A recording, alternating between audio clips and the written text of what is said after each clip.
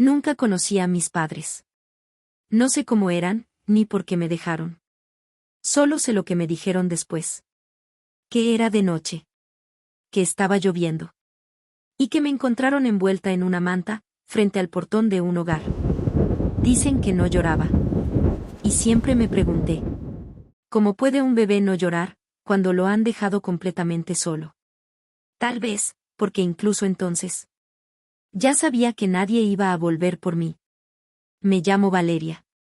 Y crecí en un lugar donde todos compartíamos lo mismo. Éramos niños que nadie eligió. El hogar no era cruel, pero tampoco era cálido. Era un lugar de paso. Donde cada despedida dolía. Y cada espera se hacía más larga.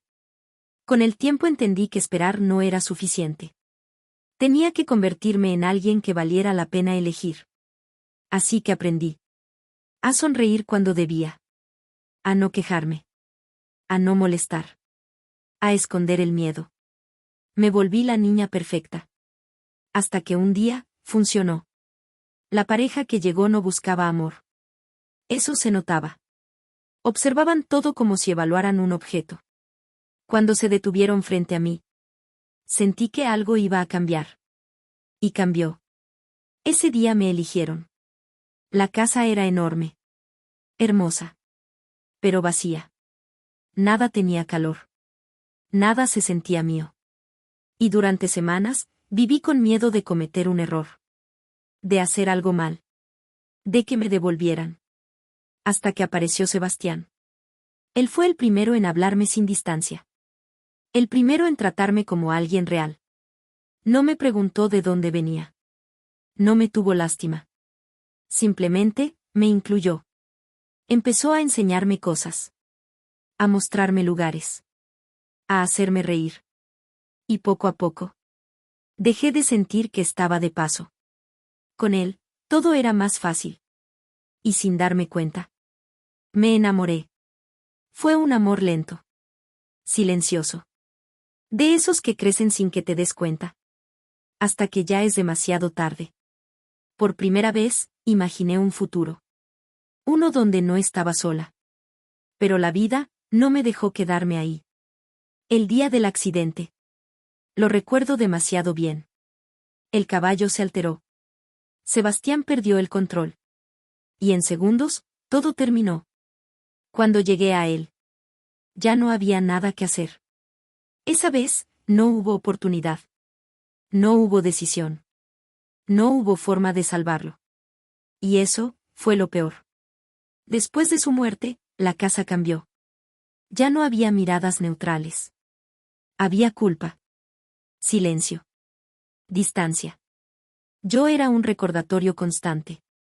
Así que me fui. Pero me fui con algo claro.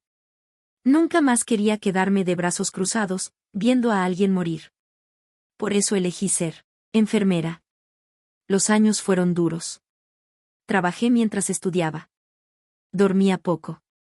Vivía al límite. Pero lo logré. Y en el hospital, encontré un propósito.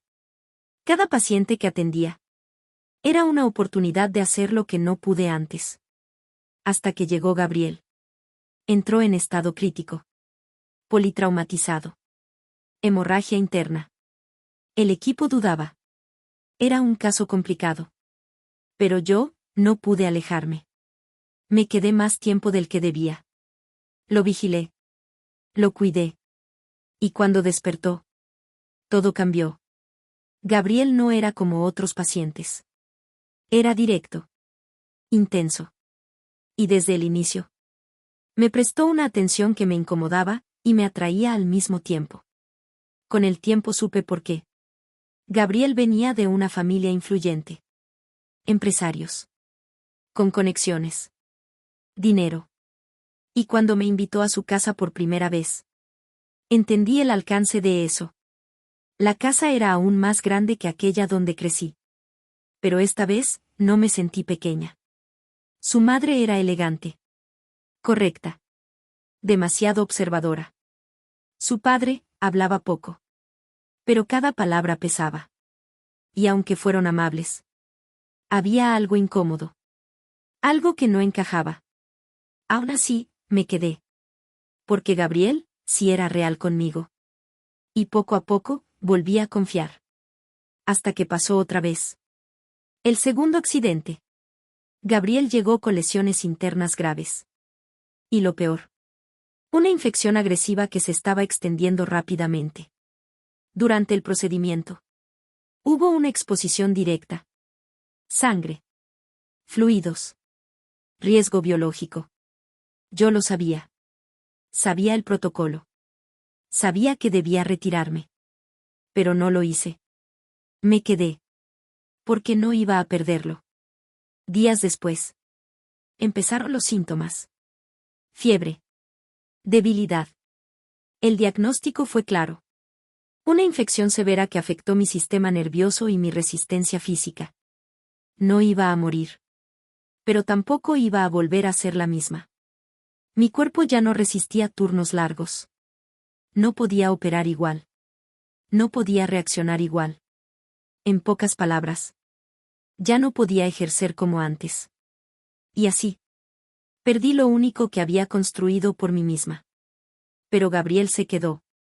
Y por primera vez. No estaba sola mientras lo perdía todo. Eso hizo que doliera menos. O al menos, eso creía. Hasta que todo empezó a romperse otra vez. Fue algo pequeño. Un apellido en un documento. Un registro antiguo en el hospital. No estaba buscando nada. Solo estaba ordenando archivos antiguos. Porque ya no podía hacer mucho más. Y entonces lo vi. Un reporte. Viejo. Archivado. Un accidente en zona rural. Leí los nombres. Y sentí que el aire desaparecía. Sebastián. Y más abajo. Otro apellido. El mismo apellido de Gabriel. Seguí investigando. Accedí a archivos antiguos. Reportes legales. Y todo coincidía. El accidente había sido provocado. Un conflicto entre familias. Un error. Una decisión que salió mal. Y la familia de Gabriel. Estaba involucrada. Cuando lo enfrenté. No lo negó. No fue él.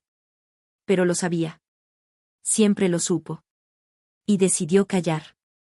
Eso fue lo que más dolió. No el pasado. La mentira. Así que me fui. Porque esta vez. No iba a quedarme donde la verdad se escondía. Días después, desapareció. Y cuando lo encontré. Estaba herido. Había enfrentado a su propia familia. Había decidido romper con todo. Por mí. Y en ese momento. Entendí algo que nunca había entendido antes. El pasado no desaparece. Pero tampoco tiene que decidir tu futuro.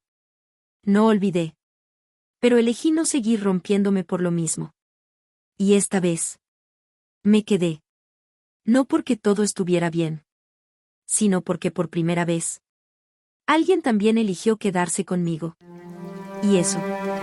Fue suficiente para empezar de nuevo. Nunca conocí a mis padres. Dicen que me dejaron frente a un hogar. Una noche de lluvia, no lloré. Como si, incluso siendo un bebé, ya supiera que nadie iba a volver por mí.